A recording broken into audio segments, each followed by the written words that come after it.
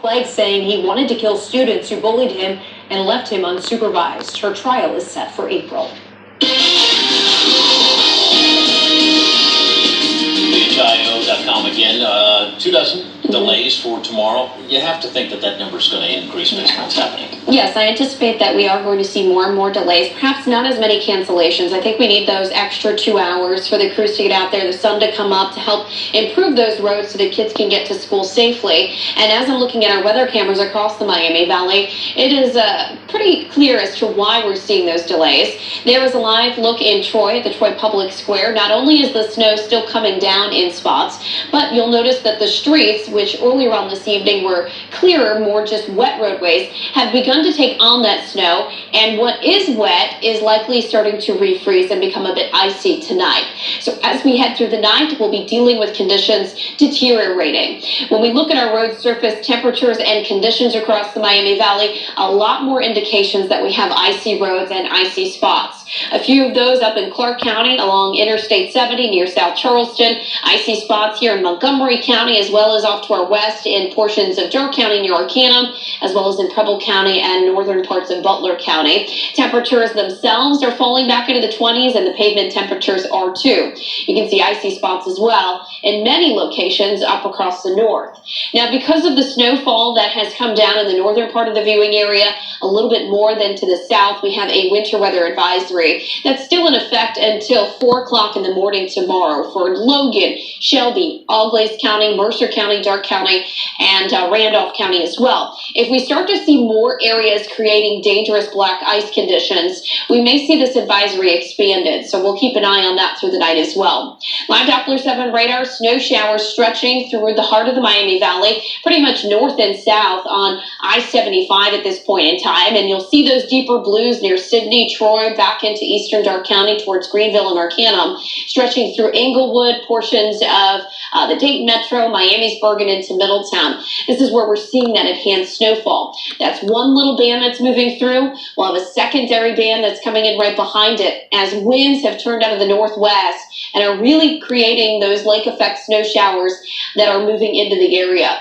As winds begin to turn tomorrow, we'll see that chance diminishing.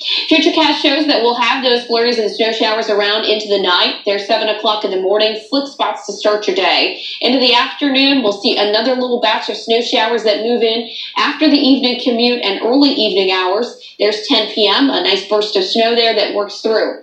Friday morning, we start out dry, and then as we head towards late day into the early evening, we may see a few more snow showers across the far south. So we're not done with it completely until we get into the start of the weekend. So your travel forecast for your Thursday, be cautious in the morning. As we get towards lunchtime and the evening drive, conditions are expected to improve, but we'll watch that second batch of snow showers.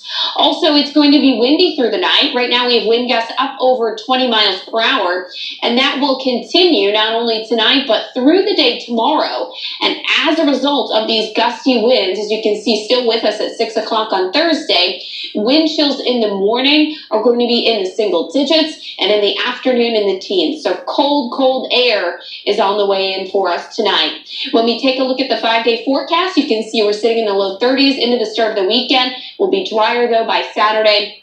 Near 50 on Sunday. We get to the 50s for Monday and Tuesday with highs back into those mid to upper 50s. Now, for those of you that are wishing for spring-like weather, you also have to remember that comes in with the threat for strong to severe thunderstorms. Meteorologist Dante Jones is here to explain the ingredients that take a thunderstorm and make it severe. Well, here we are at the Yankee Trace Golf Course in Centerville because we needed a big green screen. And where else but nice lush green grass of the golf course. Spring is upon us, and every year these air masses jockey for position in the atmosphere. And as these storm systems traverse the United States, well, that gives the Miami Valley a much bigger chance of seeing severe weather. As we take this bird's eye view of the golf course, I'm going to talk to you about severe weather and the ingredients that are needed for severe weather. There are usually 4 ingredients us meteorologists look for, and we use the acronym SLIM to help us describe those ingredients. The S standing for shear or wind shear, which is the changing of wind direction with height or wind speed with height in the atmosphere. The L is lift, as you need something to lift the air in the atmosphere. You might have heard of instability. That's what the I stands for. We mention that oftentimes during severe weather season. And then there's moisture in the atmosphere that's needed. Every day you can look at a weather map and you can look at these comma-shaped storms or these areas of low pressure, but what you may not know is how each component of these storm systems really plays into the ingredients needed for severe weather. Let's take a look at that acronym again. The S, again, standing for wind shear, changing the wind direction and wind speed with height. Well, low pressure system provides that for us as the wind moves counterclockwise around an area of low pressure, so that changes the direction and sometimes speed with height. We've also got frontal boundaries that can also provide us with shear as winds are coming in from the south or southwest with the warm front, and then they're coming in from the west and northwest with the cold front. And then there's the L, there's the lift. The frontal boundaries, that's what a front does. It provides us with the lift. It forces the air to rise. And then there's the instability, the warm air at the surface interacting with cold air aloft. That's what the warm front does for us. It provides us with that warm air that rises and interacts with the colder air.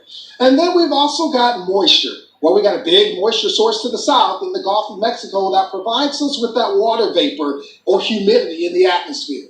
So as all these components come together and these storm systems move across the United States, that gives the Miami Valley a much bigger chance of seeing severe weather.